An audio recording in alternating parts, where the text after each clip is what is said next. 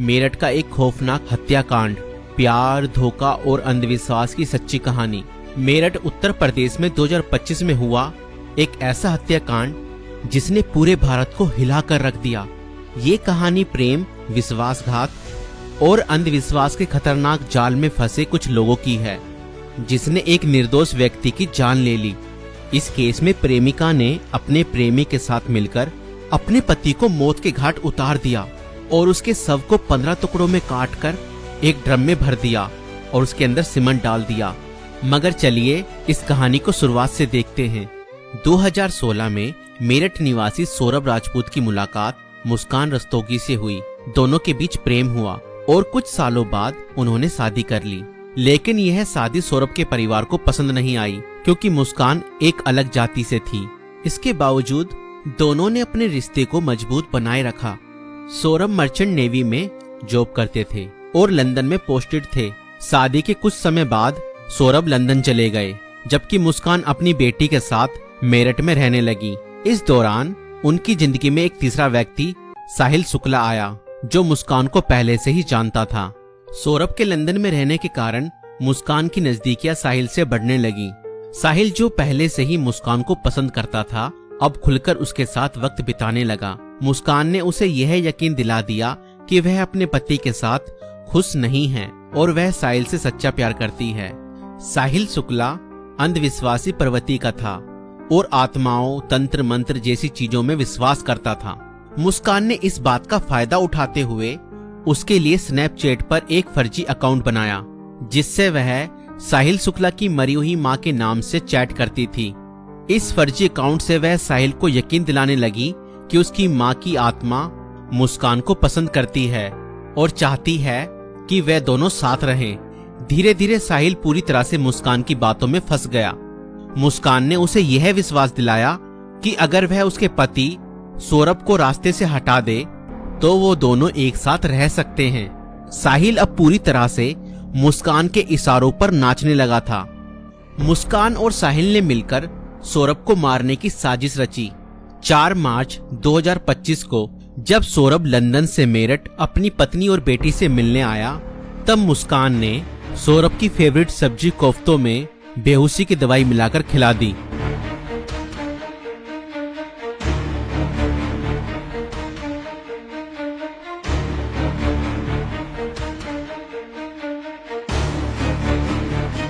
और जब सौरभ बेहोशी की हालत में बिस्तर पर पड़ा था, तब मुस्कान ने अपने दोस्त साहिल को बुला लिया और रसोई में जाकर वो बड़ा और धारदार चाकू ले आई, जो मुस्कान और साहिल ने पहले से ही प्लानिंग करके खरीदे हुए थे। और करीब 20 मिनट तक साहिल ने मुस्कान को बताया कि कैसे उसे अपने पति का वध करना है।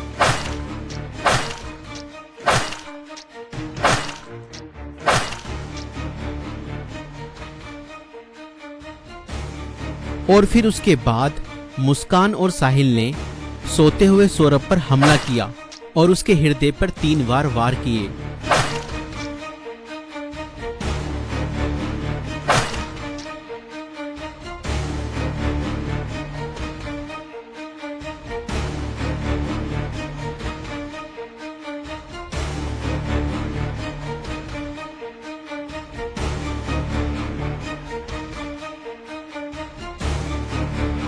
और घर में पड़े कूलर को भी ऑन कर दिया ताकि उसकी आवाज किसी को भी ना सुनाई दे। जब उन्होंने सौरभ को खत्म कर दिया, उसके बाद वह उसकी बॉडी को बाथरूम में ले गए।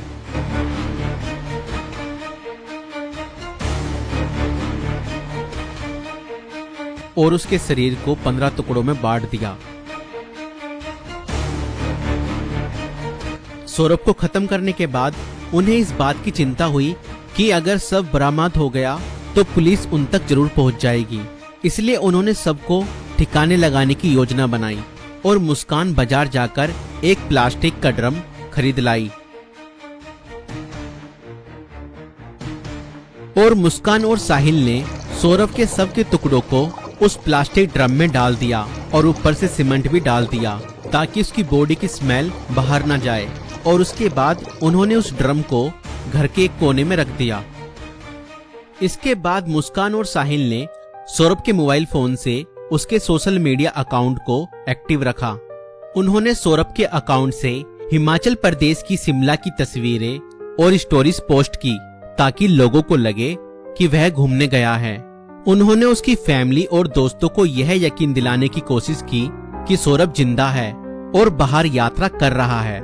इस दौरान मुस्कान और साहिल खुद भी शिमला घूमने चले गए ताकि अगर कोई लोकेशन ट्रैक करे तो किसी को शक न हो, लेकिन किसी भी अपराधी की तरह वह भी ज्यादा समय तक बच नहीं पाए। सौरभ के परिवार ने जब उससे संपर्क करने की कोशिश की और कोई जवाब नहीं मिला तो उन्हें शक हुआ। परिवार ने मेरठ पुलिस में गुमशुदा की रिपोर्ट दर्ज कराई।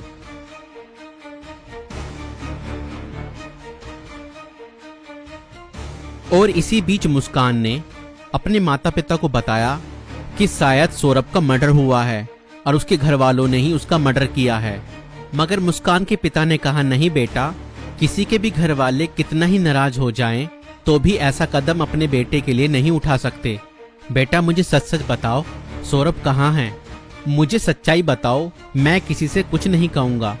और तब मुस्कान ने अपने पिता को बताया कि उसने और साहिल ने मिलकर सौरभ को खत्म कर दिया है। और इतना सुनते ही मुस्कान के पिता ने पुलिस को सारी खबर बता दी।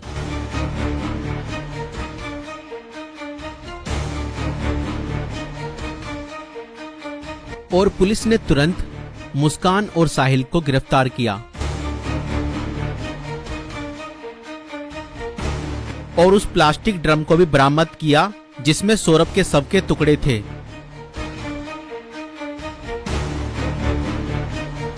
उस प्लास्टिक ड्रम को काटा गया और सौरभ के शरीर के टुकड़ों को बरामद किया गया। इस खौफनाक हत्या मिस्ट्री का अंत पुलिस द्वारा हत्यारों की गिरफ्तारी के साथ हुआ। पुलिस ने मुस्कान और साहिल को गिरफ्तार कर लिया। दोनों पर हत्या, साजिश और शव को छुपाने के गंभीर आरोप लगाए गए। दोस्तों, ये घटना हमें यह सिखाती है कि अंधविश्वास का अंजाम बहुत बुरा और भयानक होता है। साहिल ने अपनी मां की आत्मा के नाम पर बनाए गए एक फर्जी अकाउंट पर भरोसा किया और हत्या जैसा अपराध कर दिया। और गलत संबंध और रिश्तों का अंजाम बहुत बुरा ही होता है। मुस्कान ने अपने फायदे के लिए साहिल को मानसिक रूप से कंट्रोल किया और हत्या तक करवा दी। और कानून से कोई नहीं बच सकता, चाहे अपराध कितना भी चालाकी से किया जाए। पुलिस की जांच और सबूतों के आधार पर अपराधी पकड़े ही जाते हैं। इसलिए रिश्ते सोच समझकर बनाएं और जीवन साथी चुनने से पहले सामने वाला मानसिक रूप से कैसा व्यक्ति है यह जानने की कोशिश करें। साथी चुनते समय सूरत पर नहीं, सीरत पर ध्यान दें। इस वीडियो को बनाने का उद्देश्य संसार में बढ़ रही बुराइयों से अवगत कराना है। दोस्तों, आपकी इस वीडियो को लेकर क्या राय है हमें कमेंट्स में जरूर बताएं। और ऐसी और वीडियो देखने के लिए हमारे YouTube चैनल को